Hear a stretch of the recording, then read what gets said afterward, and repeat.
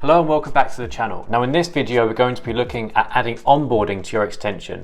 Now the reason I'm going to be looking at this is because with the changes coming to Chrome and the changes that have already happened, the way that you actually get permissions from your users, particularly around content scripts, has changed. So you need to add in this extra step so when people are either installing your extension for the first time or updating to a newer version, you can ask them to make sure that they've got the permissions that you need for your extension to work. So in this example, I'm going to be using a simple content script that will just inject a little bit of code onto the page so you can see if it's worked or not.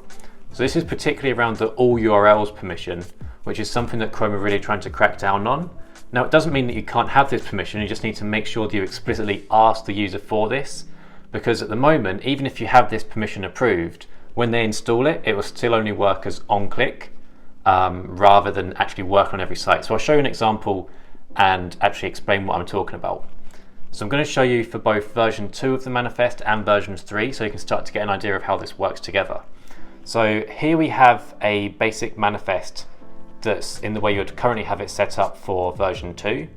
So as you can see, I have just a name, description, a background script, and optional permissions, which is important here, of all URLs. And then what I have in my background script is this little check here to see when the extension's installed for the first time, and it asks to open a tab so I can ask for these permissions. And then down here, when the actual extension is running and I have these permissions, I just inject my content script into the page. So that's how it should work. And if we just look at the onboarding page, so it's this page just here, it's just going to say ask for all URLs. So all that does in the JavaScript here is there's just a button on the page, and when it's clicked, we ask to have this all URLs permissions. That's in the origins tab just here. So if we go ahead and add this into our page, we should see that we'll have a tab open with a button that we can click on. So here we are. I'm going to load the unpacked extension, the version 2 option, click select, and you can see now it opens this new tab. So if I say allow access, it asks here if you want to give permission for this, you can say allow.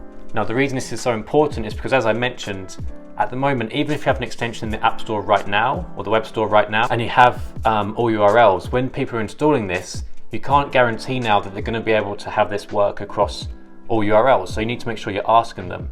And by doing this, you can control the process much more and really explain why you need this permission. Because that's the main change they're trying to bring out to extensions now. It's just adding more awareness over what permissions are and how they're used. So as you can see here, if I go into the details of my extension now, you can see it says on all sites, but by default, what's going to happen is it's on click. So if I was to go back and refresh, I can now get access to this. So you can see there it's changed. If I don't open any website, you can see that I have my content script working. So that's how everything's working in version 2 of the manifest. Now let's have a look at what's changed for version 3. So if we go back to Atom again now and close code just here and open the manifest for version 3. Now what you can see right away is most of this is the same, but instead of a background script, we now have a background service worker, which works basically the same. It's just changing the way that we set this. And when you actually write your background scripts now, you need to make sure that it's for different event is its own scope.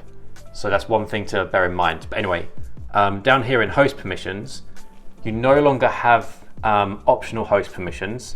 So as you see in the manifest version 2, we had optional permissions for both permissions and hosts.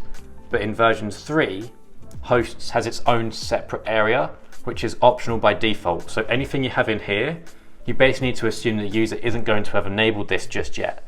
So that's why I'm really recommending that you add an onboarding flow into your extensions for this very reason. So as you can see, what would happen is exactly the same as before in our background service worker or our background script.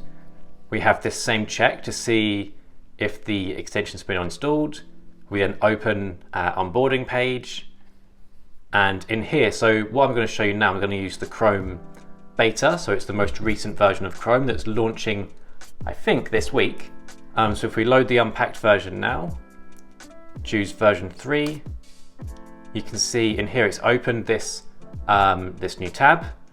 But one thing I want to mention in here, when you're using the development mode even in version 3, what you'll notice is by default it's enabled all URLs, because as I mentioned over here in the manifest, it's just set as host permissions, but these are optional by default. So if I had installed this from the web store, this wouldn't be already working. So when you install it from the web store, it would actually be more like this. So it'd have the on-click rather than all URLs, because it's now optional. So if I was to then go back to my onboarding page and allow access, this would actually be what it's like. So if we look back over here, it's now on all sites. So if we were then to go to a page again, say just this new site, you can see that the code's working. But if we changed it back to on click and refresh this, it wouldn't work. But if we then allow access again, it is working. So you can see that that's how you can make sure that you have these permissions. Now again, if we look at the code here, one other thing that I think is important to mention in the background script here, in the new documentation for version 3, they mentioned that to inject a script here, you would use Chrome scripting execute script and then pass in your file. But what I found is that doesn't actually work yet. So it could be that they're changing this for the actual real release of Chrome. I think it's Chrome 88. But at the moment, it's still Chrome tabs execute script, which is exactly the same as what you'd do in version 2. But hopefully that helps just give a quick overview on the changes that are coming, why it's important to add onboarding into your extension now. But one thing I want to mention as well, version 2 will still be able to be used for around another year, so it's not a rush just yet.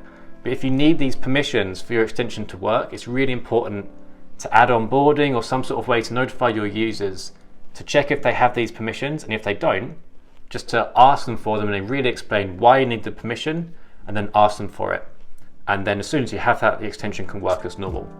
So anyway, I hope you found this video useful. If you've got any questions, because I know there's a few big changes here and a few things to get used to, just leave me a comment and I'll try and get back to you with an answer that can help. But yes, thanks for watching. I hope you found this video useful, and I'll see you in the next one.